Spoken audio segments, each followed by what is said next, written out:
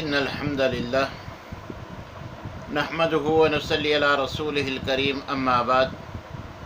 فأعوذ بالله السميع العليم من الشيطان الرجيم من همزه ونفخه ونفسه بسم الله الرحمن الرحيم قال الله عز وجل في التنزيل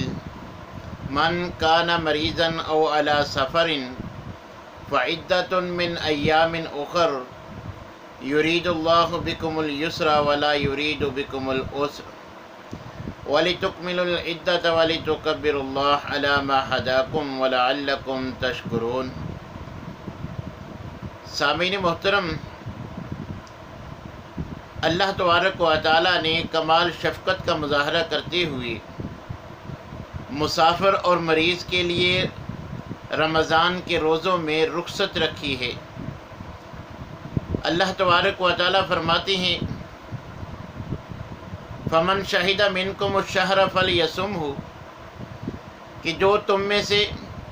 رمضان المبارک کا مہینہ پائے اسے چاہیے کہ رمضان کے روزے رکھے۔ لیکن ومن کان مریضاً، جو کوئی بیمار ہو جائے، او علی سفر، یا اس کو سفر کی حاجت پیش آ جائے، تو بیمار بیماری کی حالت میں اور مسافر سفر کی حالت میں روزہ چھوڑ سکتا ہے۔ فعدۃ من ایام اخر، بیمار بیماری کی وجہ سے اور مسافر سفر کی وجہ سے رمضان کے جتنے روزے چھوڑے گا تو اللہ تبارک و تعالیٰ فرماتے ہیں کہ دوسرے ایام میں اس گنتی کو پورا کر لے۔ تو اللہ تبارک و تعالیٰ نے قضا کی ادائیگی کے لیے بھی بڑی شفقت کا مظاہرہ فرماتے ہوئے اگلے رمضان تک کی مہلت دی ہے کہ جو بیماری اور سفر کی بنا پر روزہ چھوڑے گا وہ آئندہ رمضان کے آغاز سے قبل اتنے روزے مسلسل لگاتار رکھ لے، یا پھر جب اس کا جتنے روزے رکھنے کو دل کرتا ہے وہ جس حساب سے مناسب سمجھتا ہے وہ اس گنتی کو اگلے رمضان سے پہلے پوری کر لے۔ مگر بیماروں میں بعض بیمار ایسے ہوتے ہیں کہ جن کو صحت یابی کی امید نہیں ہوتی، دائمی بیمار ہوتے ہیں، تو اللہ تبارک و تعالیٰ نے انہیں بھی رمضان المبارک کی خیر و برکت سمیٹنے کا موقع فراہم کیا ہے۔ اللہ تبارک و تعالیٰ نے ان کے لیے یہ بات مشروع رکھی ہے کہ وہ اپنے روزوں کا فدیہ ادا کر کے رمضان کی خیر و برکت کو سمیٹ سکتے ہیں، جیسا کہ نبی کریم علیہ السلام نے بعض ایسے بیمار مرد و خواتین کے لیے روزے کی رخصت عنایت فرمائی ہے۔ سیدنا عبداللہ بن عباس رضی اللہ تعالیٰ عنہ بیان کرتے ہیں، مستدرک حاکم اور سنن دارقطنی کے الفاظ ہیں کہ رخص للشیخ الکبیر ان یفطر ویطعم عن کل یوم مسکینا ولا قضاء علیہ۔ حضرت عبداللہ بن عباس رضی اللہ تعالیٰ عنہ بیان فرماتے ہیں کہ بڑھاپے کی بنا پر بوڑھے مرد و عورت کے لیے روزہ چھوڑنے کی رخصت ہے، اور اس کے بدلے میں وہ ہر دن ایک مسکین کو کھانا کھلائے گا۔ ولا قضاء علیہ، بڑھاپے میں پہنچنے والے مرد و خواتین کو صرف فدیہ سے اللہ تبارک و تعالیٰ روزے کا ثواب دے دیں گے، ان کو دوبارہ قضائی کی ضرورت نہیں ہے۔ ایسے ہی نبی کریم علیہ السلام نے حاملہ اور مرضعہ کو بھی، یعنی دودھ پلانے والی اور حمل والی عورتوں کو بھی روزے کی رخصت عنایت فرمائی ہے۔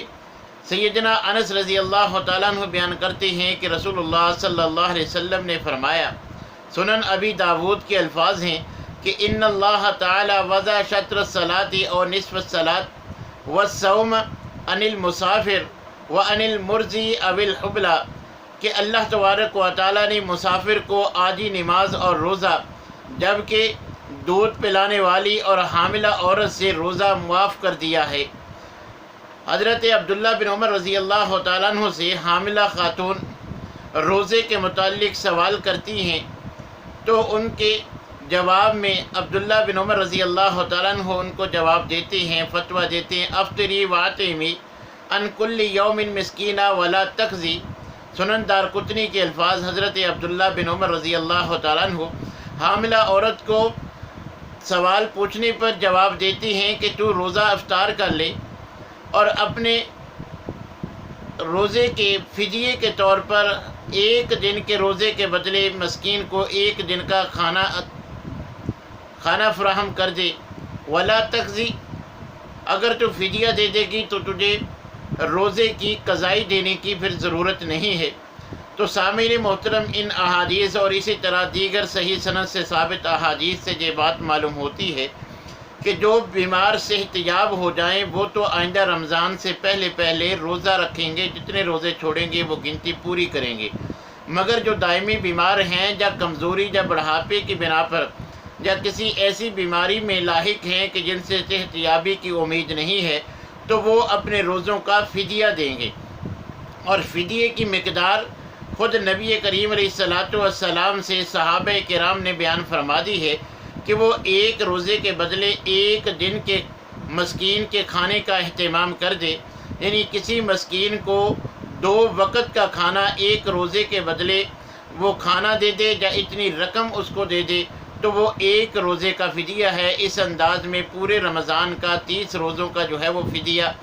دے دیا جائے گا۔ تو اللہ تبارک و تعالیٰ ایسے دائمی بیمار کو بھی روزے کے اجر و ثواب سے اور رمضان المبارک کی خیر و برکت سے محروم نہیں کریں گے، بلکہ وہ پورا اجر و ثواب پالے گا۔ تو یہ ہر انسان کی اپنی حیثیت کے مطابق ہوتا ہے کہ وہ اپنی حیثیت کے مطابق یہ فدیہ جیسا وہ اپنے گھر میں کھانا استعمال کرتا ہے، جو امراء ہیں وہ اپنی اسٹیٹس کے مطابق جو کھانا استعمال کرتے ہیں اس حساب سے روزانہ ایک آدمی کے کھانے کا حساب لگا کر پورے مہینے کے ایک دن کے 2 وقت کے کھانے کا